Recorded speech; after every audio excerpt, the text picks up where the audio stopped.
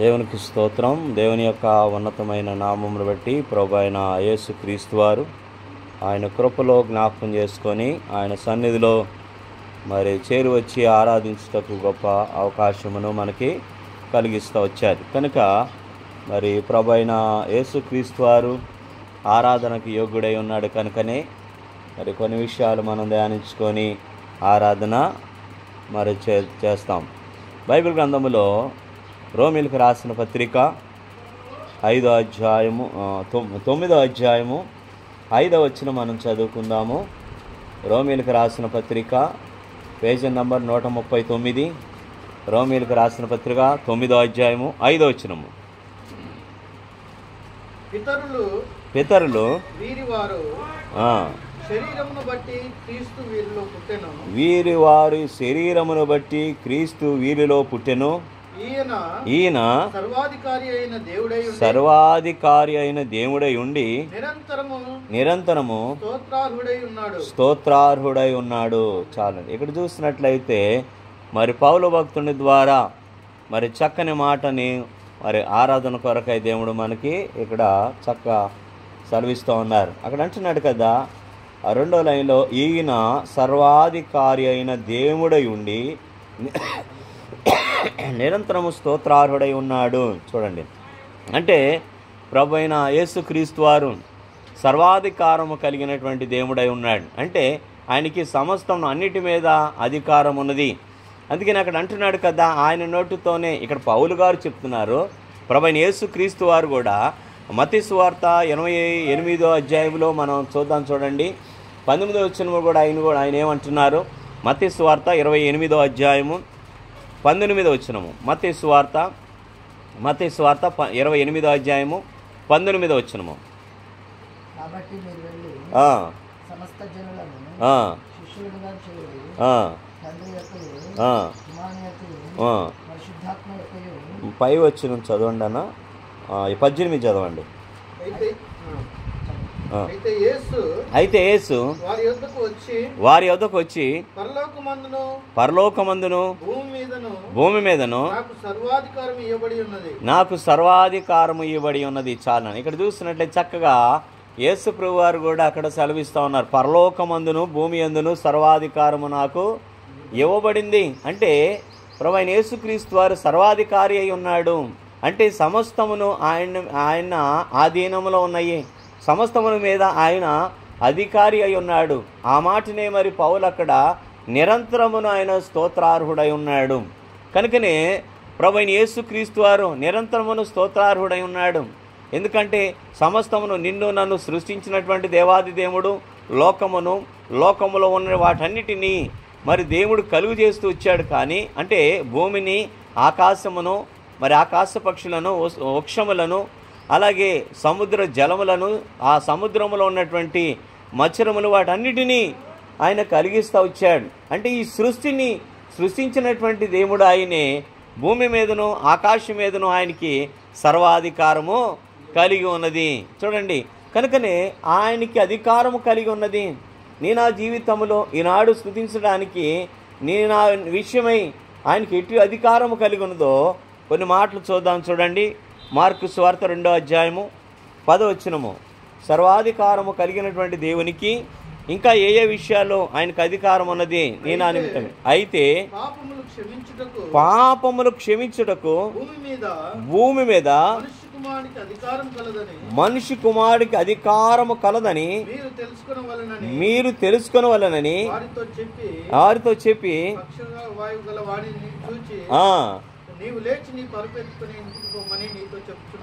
చాలా ఇక్కడ చూస్తున్నట్లయితే పక్షవాతము కలిగినటువంటి ఆ వ్యక్తిని ఆయన ఏం చేస్తున్నాడంటే స్వస్థపరుస్తున్నాడు. ఎందుకంటే ఆయనకి అధికారం ఉన్నది. దేని మీదండి? పాపములను క్షమించటంలో.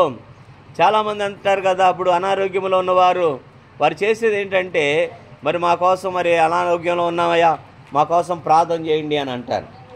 అంటే మంచిదే, కానీ ఇక్కడ ప్రభువైన యేసుక్రీస్తు వారు చెప్తుంది ఏంటంటే, ఈ పక్షవాయువు గలవానితో నీ పాపములు క్షమింపబడి ఉన్నవని చెప్పుట సులభమాది.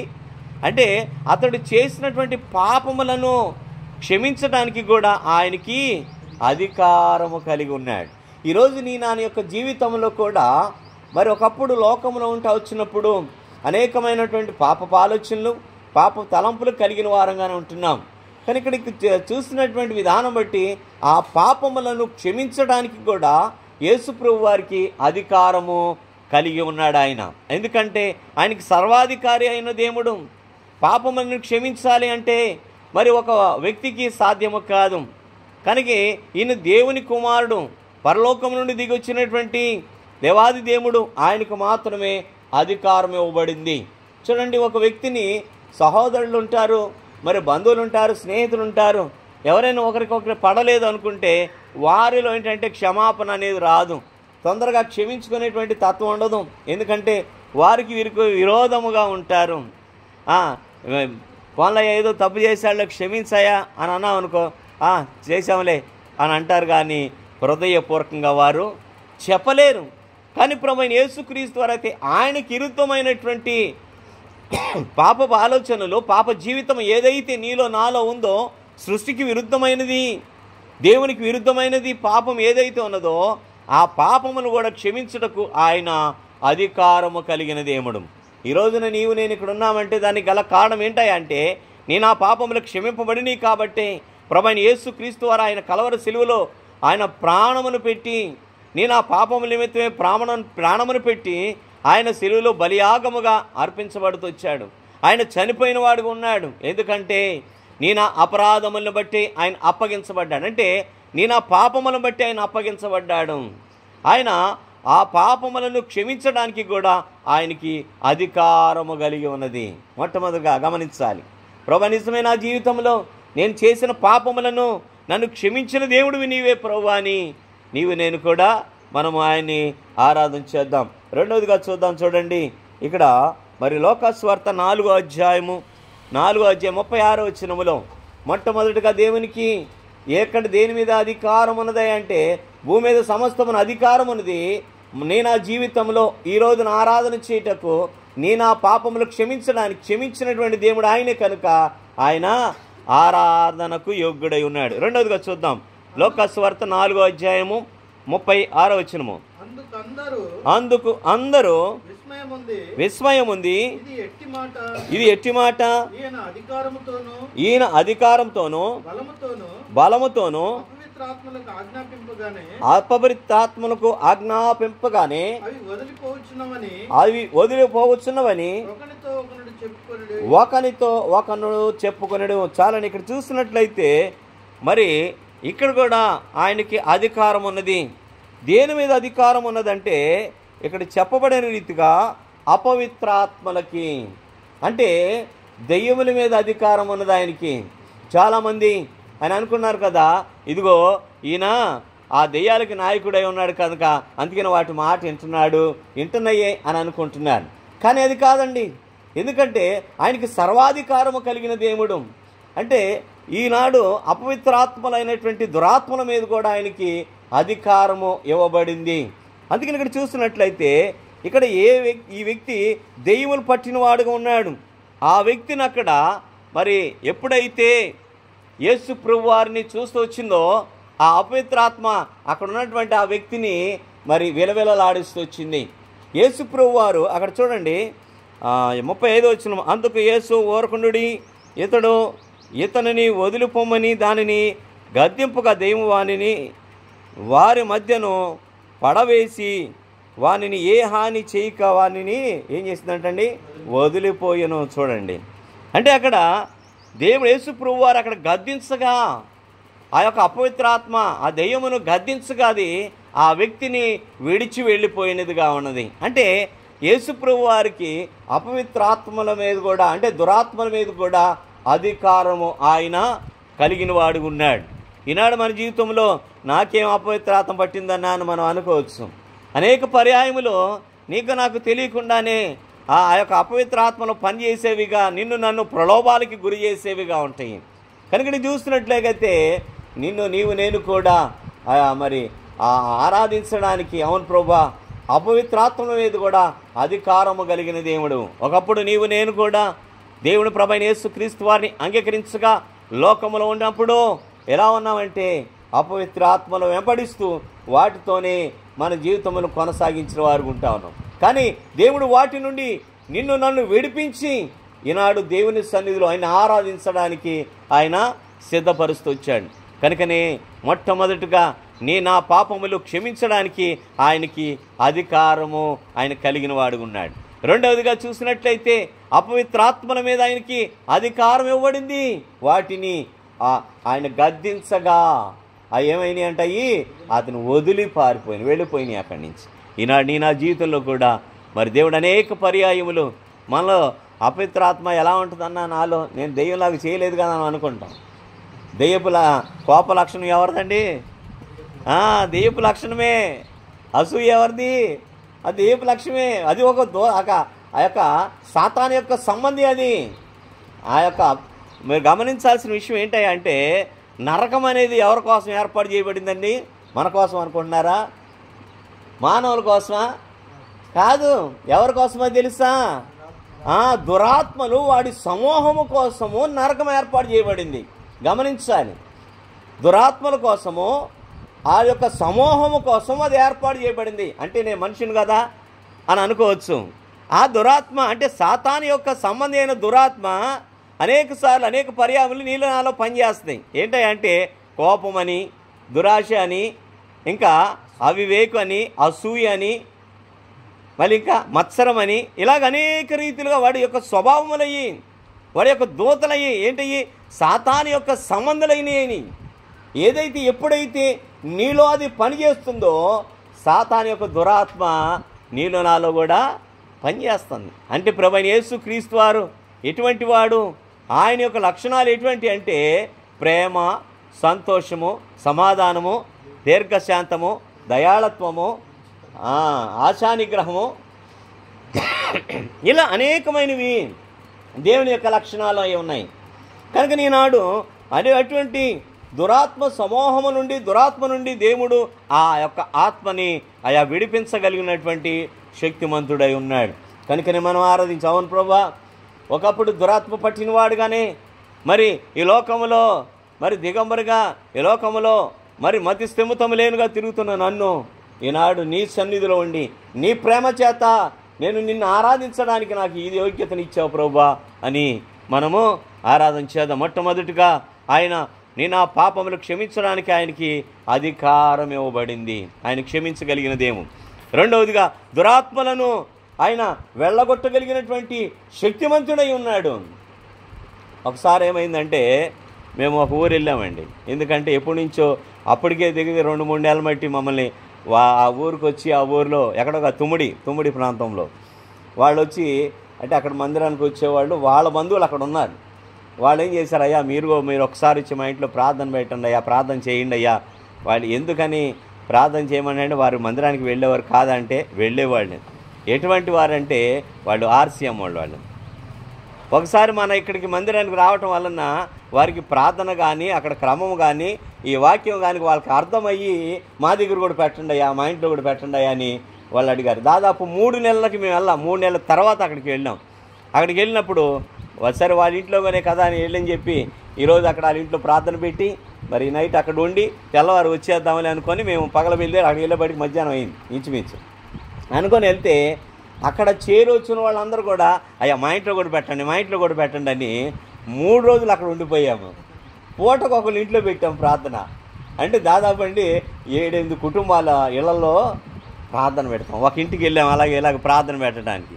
సరే వాళ్ళు అడుగుతున్నారు కదా, సర్లే దేవా నీకు స్తోత్రం, ఈరోజు ఈ 3 రోజులు ఇక్కడ గడుపుతాం నీ చిత్తాన్ని బట్టి అని చెప్పి అక్కడే గడుపుతూ లాస్ట్ వచ్చే రోజు ఆ నైట్ బయలుదేరిపోతాం మేము. ఇంకా ఆ రోజు ఏం చేస్తామంటే ఒకళ్ళ ఇంట్లో ప్రార్థన చేయడానికి వెళితే ఆ ఇంట్లో ప్రార్థన చేస్తూ ఉన్నాము. కొంతసేపు ప్రార్థన చేసి పాట పాడి ప్రార్థన చేసి వాక్యం చెప్పి తర్వాత మరలా వాళ్ళని ప్రార్థనలు నడిపిస్తుంటే ఆ ఇంటి ఆమెకి ఏం పట్టిందంటే దురాత్మ ఉంది అక్కడ ఆ ఇంట్లో. అక్కడ గట్టిగా ఏంటంటే అక్కడ ఎందుకనో బాగా దేవుని యొక్క ప్రేరేపణ ద్వారా ఎక్కువసేపు ప్రార్థన, అనేక దేవుని మాటలు ధ్యానిస్తూ ప్రార్థన గడపడం జరిగింది. ఇంకా అక్కడికి ముందుగా చెప్పబడింది ఏమిటంటే ఆ ఇంట్లో వాళ్ళకి మీరు ఎవరు ఇంట్లో అసలు ఏమైందో మనకు తెలియదు, ఇక్కడ ఉన్నవాళ్ళు ఎవరు బయటికి వెళ్ళొద్దు, ఒకవేళ వచ్చి వెళ్ళిపోయే వాళ్ళు ఉంటే మీరు ముందే వెళ్ళిపోండి, ముందుగానే చెప్పడం జరిగింది. అలాగా వెళ్ళిపోవాలనుకుంటే వెళ్ళిపోండి, లేదంటే చివరి వరకు మీరు ఇక్కడే ఉండండి అని చెప్పి వాళ్ళందరిని అక్కడే ఉంచేసి ప్రార్థన ప్రారంభమైన తర్వాత మీరు ఇంకెవరు లోపల రానివద్దు అని చెప్పడం జరిగింది. ఇలా జరుగుతున్న తర్వాత ఆ ఇంటి ఆమెకి ఏమైందంటే ఆమెలో దెయ్యం దురాత్మ ఉంది.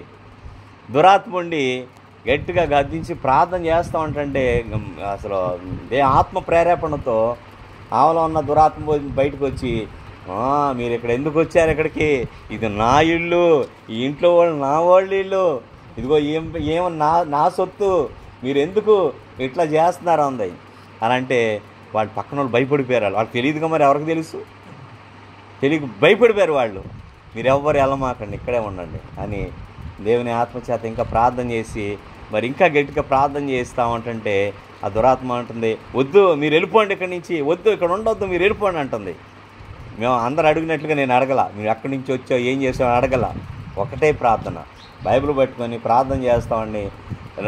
ఉన్నవాళ్ళందరినీ చేతులెత్తి మోకాళ్ళు వేసి చేతులెత్తి ప్రార్థన చేస్తామంటే, అమ్మో నాకొద్దు, నాకు కాలిపోతుంది, నేను ఉండను, తలుపులు తీస్తే నేను వెళ్ళిపోతా, ఇలాగ అడుతుంది.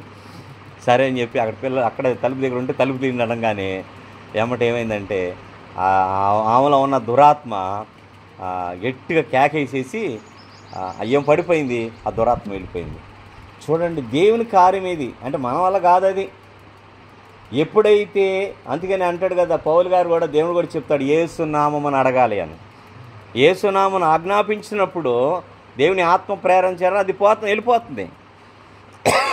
అప్పుడు ఆ ఇంట్లో వాళ్ళందరూ కూడా ఆశ్చర్యపోయారు. అయ్యా మాకు తెలియదయ్యా ఇంతవరకు అంది. నేనేం చేయలేదమ్మా, నాకు తెలియదు, నేను ప్రార్థన చేశాను అంతవరకే. అవునయ్యా కార్యం దేవుడు జరిగించాడయ్యా అని వాళ్ళు సంతోషపడ్డాను. ఏమంటే ఇక మళ్ళీ నేను నాకు వచ్చిన ఆలోచన బట్టి ప్రార్థన చేసి ఆ ఇంటి చుట్టూ నీళ్ళు అది కొబ్బరి నూనె జల్లి ఇక వచ్చేసాం మేము అక్కడ ఉండి. సరే నేను ఎందుకు చెప్తున్నానంటే దేవుడికి ఆయనకి రెండవదిగా కలిగింది ఏంటంటే దురాత్మ మీద అధికారం ఆయనకి ఇవ్వబడింది. ఈరోజు నేను నా జీవితంలో కూడా అనేక పర్యాయములు మనము నాకేం పర్వాలేదులే అనుకుంటాము. ఒకానొక సమయంలో మరి మా బాబాయి నేను కాదు మా ఇద్దరు బాబాయ్ మా నాన్న తర్వాత నా ముగ్గురు ఆ ముగ్గురులో ఇద్దరు బాబాయిలు ఏం చేశారంటే ఇలాగే అమరావతి వచ్చే దారిలో ఎక్కడంటే రాయగడ ఏదో ఉంది కదా, అక్కడ రాయపూడేగా ఆ ప్రాంతం వచ్చినప్పుడు అక్కడ చెరువు ఏదో ఉంది, ఐడియా ఉందా మీకు? ఆ చెరువు దాటిన తర్వాత స్కూటర్ రేస్కి వెళ్తున్నారు. అప్పుడు ఏదో పిలుపులకి చెప్పడానికి వెళ్తున్నప్పుడు ఏమైందంటే వారు బండి స్కూటర్ వేసుకొని వెళ్తానే ఉన్నారు. ఆ సెంటర్ కొద్దిగా ఎదరికి వెళ్ళంగానే ఆ బండి ఎదరికి వెళ్ళేదల్లా గిరగిరగిరగిర తిరిగిపోయింది. అక్కడే ఎదరికి వెళ్తలా వాళ్ళని పడేసింది. అంటే సాతానుడు ఎట్లా పోయినా పడేయాలి వీళ్ళని అని అనేకమైన ఎత్తులు పన్నుతాడు వాడిని. మరొకసారి ఏం జరిగిందంటే ఇలా చెప్తే చాలా వచ్చేస్తాయి కానీ ఒకటి చెప్పి ముగిచ్చేస్తాను నేను. మందిరం దగ్గర ఒక పాపకి దేవుని మందిరానికి వెళ్తుంది, అంటే వేరే చోటకి వెళుతుంది, ప్రార్థన చేస్తూ ఉంటుంది.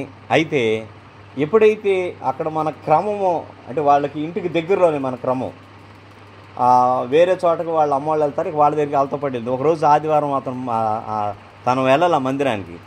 ఇక్కడే మన దగ్గర అక్కడే వాళ్ళ ఇంటి దగ్గర ఉండి మైకు పెట్టాము, మైకు మాటలు వింటా, దేవుని మాటలు వింటా, ఆరాధన వింటా, ప్రార్థన వింటా, ఇదంతా చూసింది తను.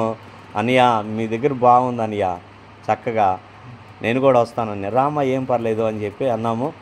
అలవాటైంది రావటానికి, ప్రార్థనకి చక్కగా వస్తూ ఉంది, ఆత్మలు ఎదుగుతుంది, ప్రార్థన ఇంకా ఎలా చేయాలో నేర్చుకుంది, బాగా చేస్తూ ఉంది. అయితే రక్షణ లేదు తనకి.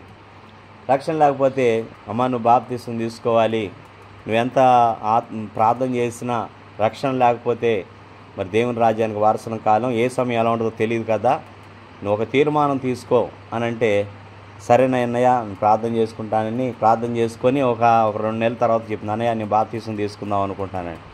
నువ్వు బాప్తిసం తీసుకుంటున్నావు మంచిదే, ఇంట్లో వాళ్ళందరికీ చెప్పావా, వాళ్ళందరూ సమ్మతించారా అని అంటే వాళ్ళ ఇంట్లో వాళ్ళకి చెప్తే వాళ్ళ అమ్మలు సమ్మతించరా, వద్దు వాళ్ళు మళ్ళీ ఎవరో వాళ్ళ క్రైస్తవులే ప్రార్థనకి వెళ్ళేవాళ్ళే, వద్దు బాప్తిసం తీసుకోవద్దు అన్నారంట. నాతో చెప్పింది అన్నయ్య మరి ఇట్లా వద్దు అంటున్నారు, నువ్వు ప్రార్థన చేయమ్మా దేవుడే వాళ్ళ మనసును మారుస్తాడు అని. అయితే మేము ఏం చేసామంటే సర్లే నీ నిమిత్తం ఒక 3 రోజులు 3 పూట్ల ఉపవాసం ఉందాము, మేము ఉంటాం అందరము, నువ్వు కూడా ఉండగలిగితే ఉండని చెప్పి అట్లా జరిగిన తర్వాత తనని తీర్మానం చేసి నేను కూడా ఉంటానని అని. ఎప్పుడైతే ఇలా జరిగిందో డేటు మరి వాళ్ళ అమ్మోడి నుంచి కొద్దిగా ఒక మార్పు ఏదో కలిగింది, నేను తీసేసుకుంటాను బాప్తీసం కూడా కొద్దిగా మార్పు కలిగింది, వాళ్ళు సమ్మతించలా. ఇక రేపే బాప్తీసాలు ఇవ్వాలి. ఆటంకాలు ఏంటంటే ఆ ప్రాంతంలో ఎక్కడ నీళ్ళు, చెరువులన్నీ ఎండిపోయినాయి, ఎక్కడ నీళ్ళు బాప్తీసం ఇవ్వడానికి. ఏంటి ప్రభువా ఎక్కడ లేవు, ఏం చేయాలంటే ఇక ప్రార్థన ద్వారా దేవుని మహాకృపను బట్టి సాయంత్రం 5 గంటలకు పెట్టాము బాప్తీస్ కార్యక్రమం. పొలాలు ఇవి ఉంటాయి కదా, ఏం కాలాలు అయ్యి, పంట కాలాలు. ఆ రోజు సాయంత్రం 4:30 టైంలో పంట పొలంలో నుంచి నీళ్ళు వస్తున్నాయి, ఎక్కడో చిన్న దారి వస్తుంది. ఇక చాలా సంతోషం అయిపోయింది మాకు. ఇంకా ఆ నీళ్ళు చూసి నీళ్లు పలానా చోట ఉన్నాయి, అక్కడికి వెళ్ళిద్దామని చెప్పి అక్కడికి వెళ్ళేపాటికి ఈ నడువు నవ్వుతూ నీళ్ళు వచ్చేసినాయి. దేవుని మహాకృప. తనని బాప్తీసం తీసుకెళ్లే టయానికి వాళ్ళ అమ్మ వాళ్ళు కూడా సమ్మతించారు. సంతోషపడ్డాము, ఎందుకంటే వాళ్ళ సమ్మతి ఉండాలి ఖచ్చితంగా. సరే మీ ఇష్టం అని చెప్పేసానంటే వాళ్ళు సమ్మతించారు. అక్కడ తీసుకెళ్తుంటే మాకు వ్యాన్ ఉంది, చిన్న వ్యాన్లో తీసుకెళ్తుంటే ఇలాగా ఈ గేట్ ఎలాగో ఆ ఊరు దాటుతున్నాం, ఇదే గేట్, ఇంకా ఇక ఇదే ఊరు, ఆ ఊరు దాటి అవతలకి వెళ్ళిపోతున్నప్పుడు మా వ్యాన్ ఏమైందంటే ముందుకు వెళతాలి. అక్కడికి వెళ్ళంగానే ఆ గేట్ దగ్గరికి వెళ్ళంగానే ముందుకు వెళ్తలా, వెనక్కి వస్తుంది రివర్సు. నేను రేజ్ చేసే కొద్దిగా వెనక్కి వస్తుంది బండి. ఇదేంటి ప్రభా బండి వెనక్కి వస్తుంది అంటే దేవుడు అందరికి ఆశ్చర్యం అయిపోతుంది. ముందుకు వెళ్ళకుండా వెనక్కి వస్తుంది అన్న, ఏంటి రివర్స్ గేర్ ఇచ్చారా? కాదమ్మా అది బండి వెనక్కి వెళ్తుందంటే ఆశ్చర్యపోతున్నారు అందరూ. సరే అమ్మటే దేవుడిచ్చిన తలంపుని బట్టి ఇంజిన్ ఆపేసి ప్రార్థన చేసుకొని బయలుదేరాం. మరలా ఎమ్మటే ముందుకు వెళ్ళిపోయింది బండి. అంటే నేను ఎందుకు చెప్తున్నానంటే అపవిత్ర ఆత్మలు అలాగా అనేక సార్లు మన మీద పనిచేస్తూ ఉంటాయి, ప్రయోగం చేస్తూ ఉంటాయి. కానీ దేవుని పేరట ఎప్పుడైతే మనం ప్రార్థన చేస్తామో వాటిని బంధించగలిగిన దేవుడు, తొలగించగలిగిన దేవుడు ఆయన సర్వాధికారము కలిగినటువంటి దేవుడు కనుక ఆయన అపవిత్రాత్మను ఆయన వెళ్ళగొట్టగలిగినటువంటి దేవుడై ఉన్నాడు. కనుకనే మొట్టమొదటిగా మనం చూసినట్లయితే ఇక్కడ ఏంటిదండి, పాపముల మీద ఆయనకి అధికారం ఇవ్వబడింది. రెండవదిగా ఆయనకి అపవిత్రాత్మల మీద అధికారము ఆయనకి ఇవ్వబడింది. మూడవదిగా మాట చూసుకొని మనం ముగించుకుందాం. మత్తయి సువార్త 10వ అధ్యాయము మొదటి వచనం మనం చూడండి. మత్తయి సువార్త 10వ అధ్యాయము మొదటి వచనం. మత్తయి సువార్త తన 12 మంది శిష్యులను పిలిచి అపవిత్రాత్మలను వెళ్ళగొట్టుటకును ప్రతి విధమైన రోగమును ప్రతి విధమైన వ్యాధిని స్వస్థపరచుటకును వారికి అధికారం ఇచ్చెను. చాలండి. యేసు ప్రభువారు ఆ 12 మంది శిష్యులను పిలిచి ఆయన ఇద్దరుగా ఆయన యొక్క పరిచయ కొరకు ఆయన వారిని పంపిస్తూ వచ్చారు. అప్పుడు పంపించేటప్పుడు ఆయన వారికి కొన్ని విషయాలు చెప్తా ఉన్నాడు. ఇదిగో మీరు వీటి మీద అధికారం ఇస్తున్నానని వారికి కూడా ఆయన చెప్పాడు. అక్కడ అపవిత్ర ఆత్మలతో పాటు ఇంకేమంట, ప్రతి విధమైన వ్యాధి రోగములను స్వస్థపరిచే అధికారం అంటే ఆయన కలిగి ఉన్నాడు. ఆయన ప్రతి విధమైన రోగముల మీద కూడా అధికారం కలిగి ఉన్నాడు. అందుకని పేతురత్తకి జ్వరం వచ్చినప్పుడు ఆయన ముట్టగా ఏమైంది, ఆమెకి స్వస్థత కలిగింది. ఇలాగ అనేకమైనటువంటి రోగాలు కలిగినటువంటి వారిని ఆయన స్వస్థపరిచిన దేవుడుగా ఉన్నాడు. అదే మత్తయి సువార్త 9వ అధ్యాయంలో కూడా మనం చూస్తే జన సమూహమును ఆయన చూశాడు. వారిలో ఉన్నటువంటి రోగములు కలిగిన వారందరినీ స్వస్థపరిచాడు. రక్తస్రావణం కలిగిన స్త్రీని స్వస్థపరిచాడు. అలాగే ఇంకా కాళ్ళు కలిగిన వారిని, నడుము వంగిపోయిన స్త్రీని, అనేకులను ఆయన స్వస్థతపరిచాడు. ఎందుకంటే ఆయన రోగముల మీద కూడా ఆయన అధికారము కలిగిన దేవుడై ఉన్నాడు.